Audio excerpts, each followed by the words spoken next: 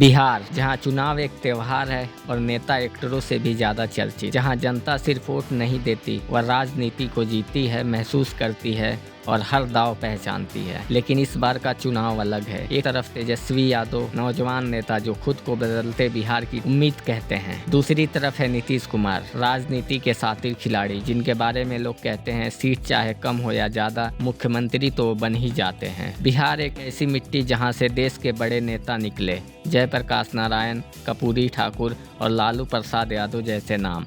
आज फिर बिहार अपना भविष्य चुन रहा है। 2025 के विधानसभा चुनाव सिर्फ कुर्सी की लड़ाई नहीं, सोच और सम्मान का मैदान बन चुका है। इस वीडियो में हम बात करेंगे बिहार के राजनीतिक मौसम की, बीजेपी जेडीयू गठबंधन बनाम कांग्रेस आरजेडी गठबंधन के मुकाबले की, और उन मुद्दों की जो हर आम बिहारी के दिल में जल रहे हैं। जनता दो हिस्सों में बटी हुई है। कोई कहता है तेजस्वी में जोश है, नई सोच है, तो कोई कहता है नीतीश में अनुभव है, भरोसा है। लेकिन असली सवाल तो यह है कि क्या नीतीश कुमार का जादू फिर चलेगा या इस बार इतिहास बदलने वाला है। कहानी शुरू होती है उस दौर से जब नीतीश ने पहली बार सत्ता की सीढ़ी चढ़ी थी। साल था 2005। बिहार की सियासत में लालू और राबड़ी देवी का राज चल रहा था। 15 सालों से लगातार लालू यादव जनता का भरोसा जीत रहे थे, लेकिन जनता अब थक चुकी थी। टूटी हुई सड़कें, बिजली गायब और बढ़ता हुआ अपराध। और तभी राजनीति मंच पर एक नया चेहरा उभरता है, नीतीश कुमार। एक ऐसा नाम जो न ज्यादा बोलता था, न दिखावा करता था, लेकिन उसके पास था शांत दिमाग और तेज चाल का दिमागी खेल। नीतीश ने लालू यादव की सबसे बड़ी कमजोरी को अपना हथियार बनाया, सुशासन यानी अच्छा प्रशासन। उन्होंने नारा दिया नया बिहार, विकसित बिहार। फरवरी 2005 में चुनाव हुए, नतीजे आए। किसी को बहुमत नहीं मिला। तमाम नाराजगी के बावजूद बिहार की राष्ट्रीय जनता दल यानी आरजेडी सबसे बड़ी पार्टी बनी, लेकिन फिर भी बहुमत से दूर रह गई। नतीजा, बिहार में राष्ट्रपति शासन लग गया। लेकिन कहानी यहीं खत्म नहीं हुई। कुछ महीनों बाद नवंबर 2005 में फिर चुनाव हुए। इस बार नीतीश ने बीजेपी के साथ गठबंधन किया और एनडीए की धमाकेदार जीत हुई। बीजेपी और जेडीयू ने मिलकर 180 सीटों पर जीत हासिल की। नीतीश कुमार ने पहली बार मुख्यमंत्री पद संभाला। लोगों ने कहा बदलाव आ गया है। नीतीश ने शुरुआत की सड़क, स्कूल, अस्पताल, लड़कियों की पढ़ाई और सुरक्षा योजना से। बिहार की हवा बदलने लगी। नया नाम गूंजने लगा, सुशासन बाबू यानी नीतीश कुमार। नीतीश कुमार सिर्फ एक मुख्यमंत्री नहीं थे, वह थे एक राजनीतिक खिलाड़ी जो जानते थे कब किससे हाथ मिलाना है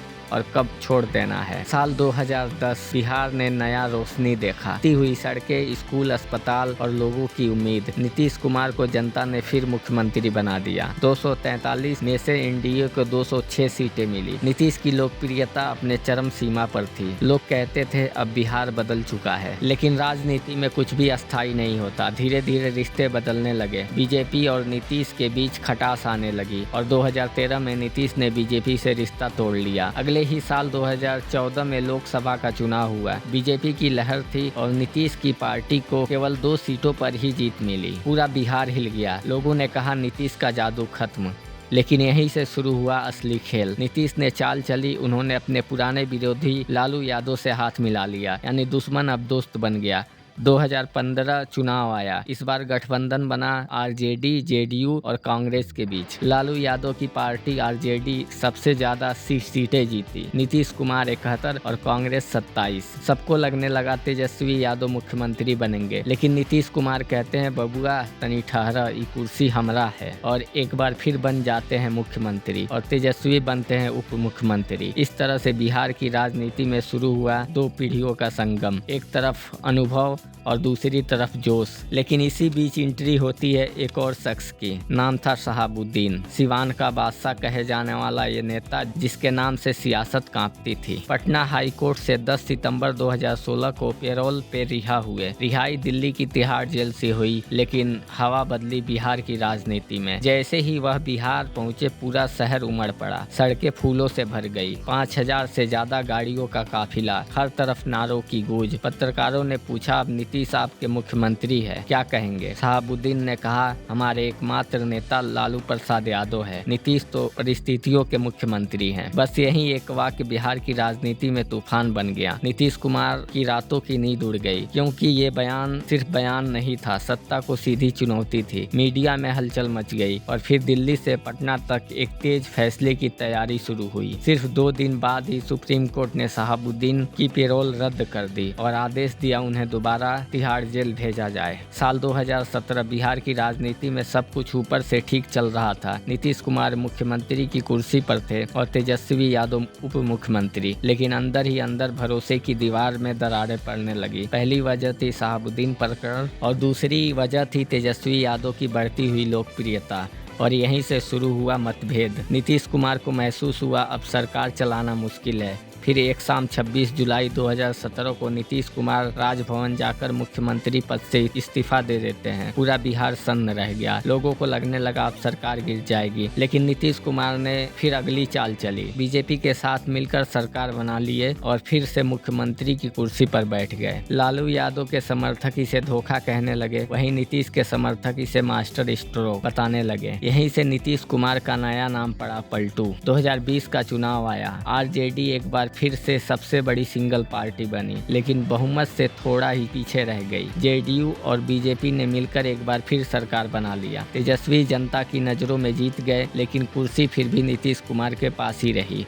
कहा जाता है नीतीश भले ही सीटें हार जाते हैं, लेकिन गिनती में जीत जाते हैं, और 2020 में यही हुआ। नीतीश कुमार फिर मुख्यमंत्री बन गए, लेकिन इस बार हालात पहले जैसे नहीं रहे। नीतीश की सीटें 43 थी, जबकि बीजेपी की सीटें 74 थी। यानी सरकार में अब असली ताकत बीजेपी के पास थी। धीरे धीरे दोनों पार्टियों के बीच मतभेद बढ़ने लगे। बीजेपी अपना एजेंडा चलाना चाहती थी और नीतीश अपनी छवि बचाना चाहते थे। 2021-22 आते आते नीतीश कुमार को महसूस हुआ कि अब अपना स्वतंत्र पहचान खो रहे हैं, और फिर 9 अगस्त 2022 को बिहार की राजनीति में एक और भूकंप आया। नीतीश कुमार ने अचानक बीजेपी से गठबंधन तोड़ लिया, राजभवन पहुंचे, इस्तीफा दिया और कुछ ही घंटों बाद तेजस्वी से फिर हाथ मिला लिया। यानी जो साथ कभी छूटा था फिर जुड़ गया। इस नई सरकार में नीतीश फिर से मुख्यमंत्री बने और तेजस्वी यादव फिर से उप मुख्यमंत्री। लोगों ने कहा बिहार में नई शुरुआत होगी, पर बिहार की राजनीति में अस्थायी कुछ नहीं होता। 2023 के अंत तक नीतीश को एक बार फिर लगा आरजेडी में उनके खिलाफ सुर उठ रहे हैं। कुछ नेता तेजस्वी को भविष्य का मुख्यमंत्री बताने लगे, और यही बात नीतीश को लग गई। उन्होंने फिर चुपचाप चाल चल दी। जनवरी 2014 में नीतीश कुमार एक बार फिर बीजेपी से हाथ मिला लिया। पूरा देश हैरान रह गया, ये क्या हुआ। राजनीतिक जानकार बोले ये नीतीश का अंदाज है। 20 सालों में 6 बार गठबंधन बदलकर लगातार मुख्यमंत्री की कुर्सी पर बने रहने वाले नीतीश कुमार को लोग राजनीति का ग्रैंड मास्टर कहने लगे। अब साल 2025 में बिहार की राजनीति अपने उफान पर है। नीतीश और तेजस्वी के बीच जोरदार टक्कर चल रही है। इस बार मैदान पूरी तरह से खुला है और जनता के सामने 2 अलग राहों वाले नेता खड़े हैं। तेजस्वी यादव इस बार पूरी तैयारी के साथ मैदान में उतरे हैं। उनके पास सटीक रणनीति और ठोस योजना है। हर सीट पर पूरा विश्लेषण किया गया है और पुराने राजनीतिक चेहरों के साथ साथ नए चेहरों को भी मौका दिया गया है। तेजस्वी का मुख्य फोकस रोजगार, शिक्षा और स्वास्थ्य है। इसके अलावा बिहार का भ्रष्टाचार, गिरते हुए पुल, बेरोजगारी और महंगाई भी खूब चर्चा में है। नीतीश भी पीछे नहीं है, अपने अनुभव और विकास जनता को याद दिला रहे हैं। लेकिन जनता इस बार सवाल कर रही है, क्या अनुभव ही पर्याप्त है या बदलाव और नई ऊर्जा की जरूरत है। बिहार की राजनीति में एक सच्चाई कायम है। अगर तेजस्वी 122 सीटों के बहुमत के आंकड़े से जरा भी चूकते हैं तो चाहे जेडीयू की सीटें कम आए या ज्यादा, लेकिन कुर्सी पर फिर से नीतीश कुमार ही बैठेंगे, क्योंकि केंद्र में बीजेपी को समर्थन दे रहे हैं। यानी बिहार का चुनाव सिर्फ जनता का खेल नहीं, बल्कि गठबंधन रणनीति का खेल भी है। देखना दिलचस्प होगा, तीर निशाने पर लगा है या विकास की लालटेन जलती है।